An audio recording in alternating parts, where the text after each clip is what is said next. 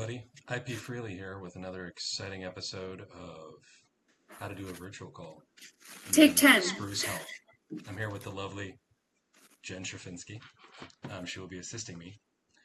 So just to kind of explain to you all what we're doing is we're testing out and using the Spruce Health application to actually move forward and do virtual visits over this platform. They do have a video calling feature. However, it can only be done provider to patient. It can't be done provider to clinician or clinician to provider. So what we're proposing to do is creating a clinic account, a clinic patient account for each clinic to be able to utilize if you have a virtual visit to be done. The way I'd go about that is we already have distribution groups for each clinic. We would just use those emails and set those up as patient accounts in Spruce.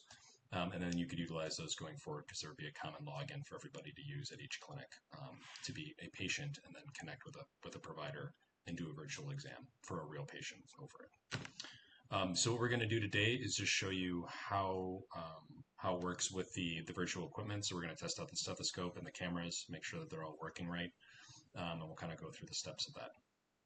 So what I'll do is I will start out with the stethoscope. It actually works, from what I can tell, a little bit easier than it did in Elation. So you want to make sure that you still have that USB adapter that you all have for the stethoscope in your clinic. You'll still want to have that connected to it. And then what you'll do is you'll just plug that into your laptop in any USB slot. You'll probably hear a little ding as it gets set up. And then what you'll want to do is you want to go down here and navigate to the settings tab in the video application. And here is where you can change things like the camera that you're using, the microphone that you're using, or a speaker that you're using. You really only want to have to focus on the camera and the microphone here for the virtual equipment that we're using. So if you want to switch over to the stethoscope, you'll want to go to the drop down here and switch it from the Realtek audio, which is the audio that it usually defaults to on your computer. And you want to select USB audio device. And that's what I believe was the same name that we had on Elation as well. So you'll select that. You'll hit done. And then you can test out the stethoscope. Jen's here. Loud and clear. And then once you're done using the stethoscope for the virtual exam, you can go back to settings, select the drop down, go back to that microphone array Realtek audio. Hit done. And then we'll test out. Jen, can you hear me? I can hear you. All right, we are good. All right, so what I'm going to do now is we'll test out the cameras. So I'm going to unplug the stethoscope.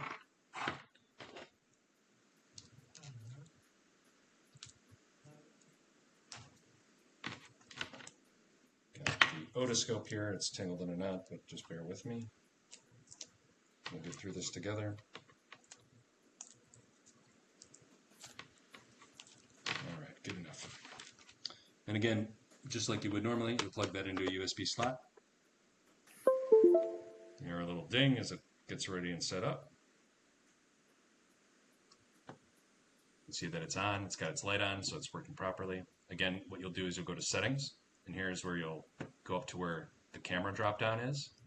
From the camera drop down, you'll see that there's an option for digital otoscope. You'll select that, hit done, and as you can see, we're now looking through the otoscope lens. And so now what you've all been waiting for is a look inside my ear.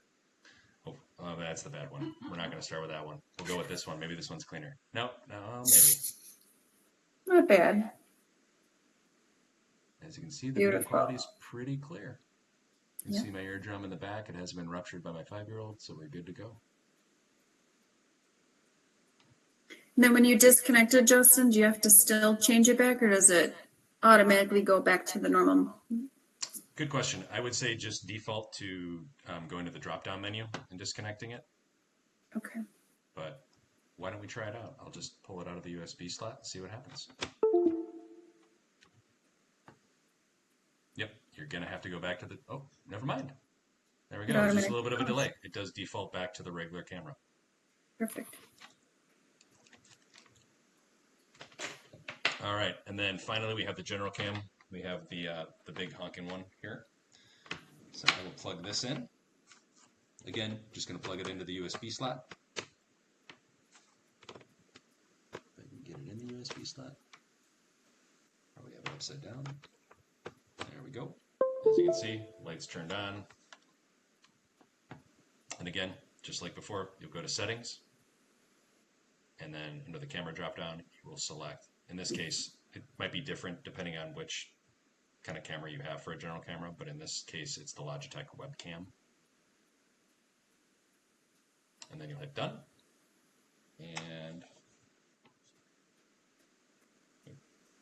there we go. Sorry, I think it just lose connection. Oh, never mind. That is the wrong camera. It switched to a different one.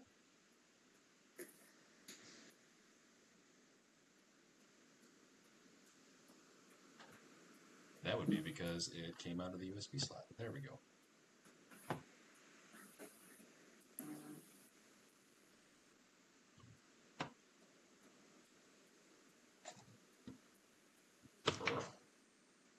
Put it back in.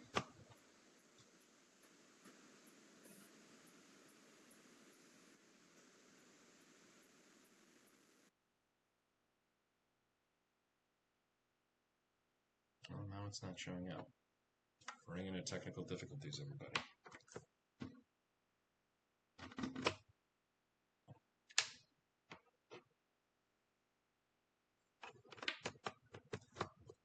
When you run into technical difficulties, you need to troubleshoot. There we Good go. thing we got the right man on the job. Yeah. So what I did is it got loose in the USB slot, so I just unplugged it, waited a few seconds, plugged it back in. Now it's showing up again. So I'm going to hit Logitech webcam. Oh, never mind. Oh, we might be running into an issue with this one. It might be that it needs to go into the... I think it's got too much power is what's happening. So there is a couple different types of USBs. Yeah, and I don't think Weston has one of those smaller silver ones that the other clinics have to test. We're going to check this out. This is good. All right, there it is. We just needed more power. Yeah. So there's a couple different types of USB ports. Some are able to handle more power than others. So if for this one, it requires that because it's, again, a pretty big honking one. So if you notice that there is the logo SS on the USB cord for your device, you'll want to plug it into the USB slot on your laptop that also has a corresponding SS. All right. So as you can see, we're staying stable. Well, look at my eyes.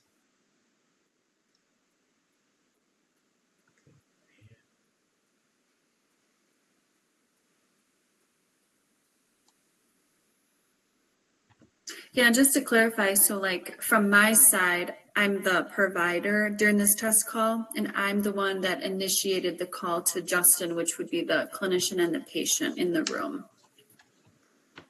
Correct, Justin? That is absolutely correct. So I'm playing the role of the patient. And again, like I mentioned at the beginning of the call, patients can't initiate the call. The provider has to initiate the call, and you can't do a clinician to clinician or a provider to clinician call.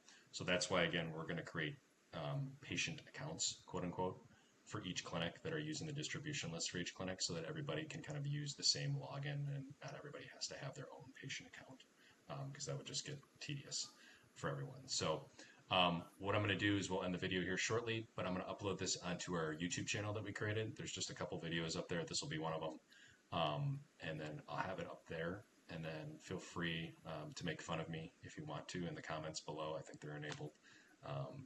And leave any other comments or feedback that you want on it. But then I will shoot this out to everybody so that you can see how to use this. If any clinician wants to practice, once you send out all their logins, are they able just to go in to Spruce and practice?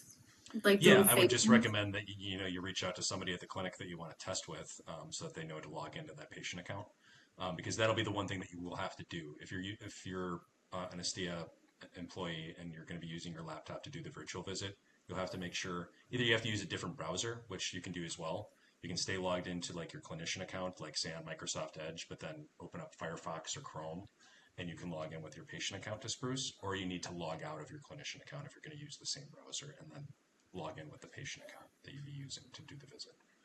Perfect. Thank you. Yep, you're welcome. Thanks, Jen. Appreciate the help. You too. Yep. Bye-bye. Bye-bye.